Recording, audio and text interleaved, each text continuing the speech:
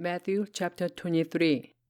Then Jesus said to the crowds and to his disciples, "The teachers of the law and the Pharisees sit in Moses' seat, so you must obey them and do everything they tell you.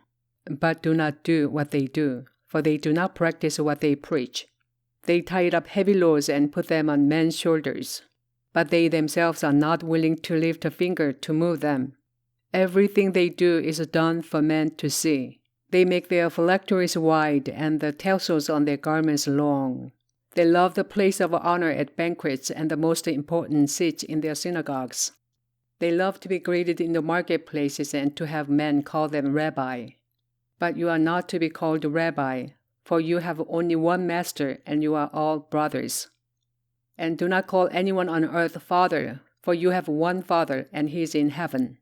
Nor are you to be called teacher, for you have one teacher, the Christ. The greatest among you will be your servant. For whoever exalts himself will be humbled, and whoever humbles himself will be exalted. Woe to you, teachers of law and Pharisees, you hypocrites! You shut the kingdom of heaven in men's faces. You yourself do not enter, nor will you let those enter who are trying to. Woe to you, teachers of the law and Pharisees, you hypocrites! You travel over land and sea to win a single convert. And when he becomes one, you make him twice as much a son of hell as you are. Woe to you, blind guides! You say, if anyone swears by the temple, it means nothing. But if anyone swears by the gold of the temple, he is bound by his oath. You blind fools!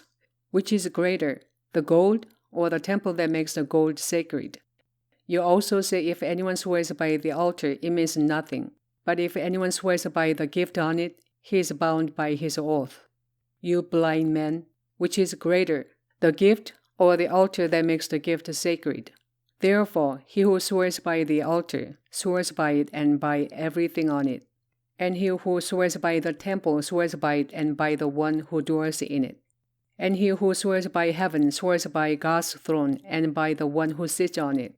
Woe to you, teachers of the law and Pharisees, you hypocrites! You give a tenth of your spices, mint, dill, and cumin. But you have neglected the more important matters of the law, justice, mercy, and faithfulness. You should have practiced the latter without neglecting the former.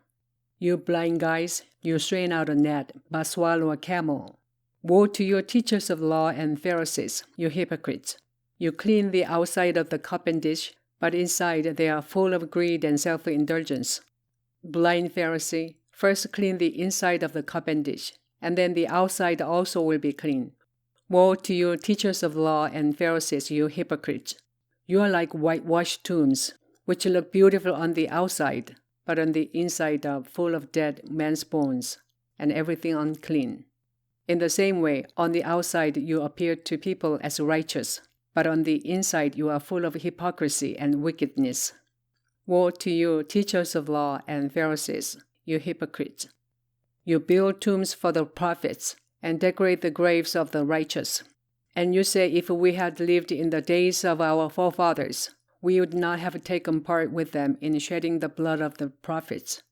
So you testify against yourselves that you are the descendants of those who murdered the prophets.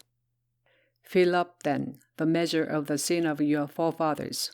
You snakes, you brood of vipers, how will you escape being condemned to hell? Therefore I am sending you prophets and wise men and teachers. Some of them you will kill and crucify. Others you will flog in your synagogues and pursue from town to town. And so upon you will come all the righteous blood that has been shed on earth, from the blood of righteous Abel to the blood of Zechariah son of Berechiah, whom you murdered between the temple and the altar. I tell you the truth, all this will come upon this generation. O Jerusalem, Jerusalem, you who kill the prophets and stone those sent to you, how often I have longed to gather your children together, as a hen gathers her chicks under her wings, but you are not willing. Your house is left to you desolate. For I tell you, you will not see me again until you say, Blessed is he who comes in the name of the Lord.